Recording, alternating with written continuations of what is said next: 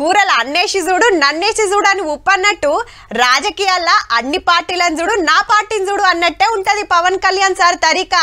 3 పార్టీలతోటి కూటమి కట్టి 21 assembly 2 MP సీట్లు తీసుకొని 100కి 100 మార్కులు కొట్టి దేశమంతా ఒక్కపారి సారదిక్కు చూస్తట్టు చేసిండు.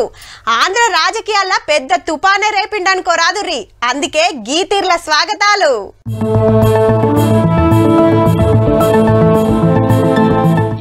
ఎక్కడిది అమరావతి రైతులు జేజేలు వలుకుతుండ్రు చిన్న సీఎం అయిన జనసేనానికి.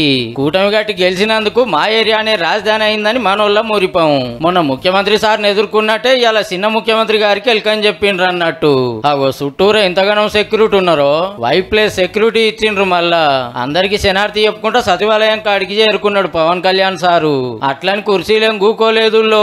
రేపు పదవిలోకి వస్తాడు. నా ఆఫీసేడా ఆఫీసర్ లెవెల్ అనేది ముందే చూసుకుంటానికి వచ్చినట్టు చంద్రబాబు సార్ తెలుకని చెప్పి గిట్లా అమరుకున్నాడు. ఈ ఏమొచ్చాడు ఇట్లుంటే వ్యవసాయ మంత్రి అచ్చెన్నాయుడు చూడు కార్యకర్తలకు ఎట్లిమ్మతిస్తున్నాడో.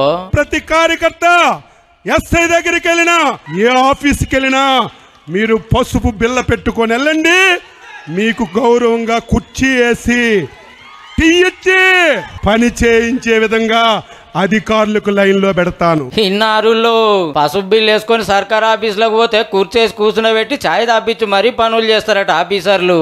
అంటే టీడీపీ కార్యకర్తలకు గంత పతారు ఉంటది. కాంచి ఒకళ్ళ పని చేయలేదనుకో నా మాటకు జవదాడితే ఏమవుతారో వారికి నేను చెప్పవలసినటువంటి అవసరం లేదని చెప్పి తెలియజేస్తున్నాను. కానీ మీ పార్టీలకే అల్కగా పనులు అయితే అంటే ఎట్లా సారు? ఎవరు వచ్చినా గిదే తరీకాలో చేయాలని ఆఫీసర్లకు ఆర్డర్ వేస్తే బాగుండే అచ్చన్నా.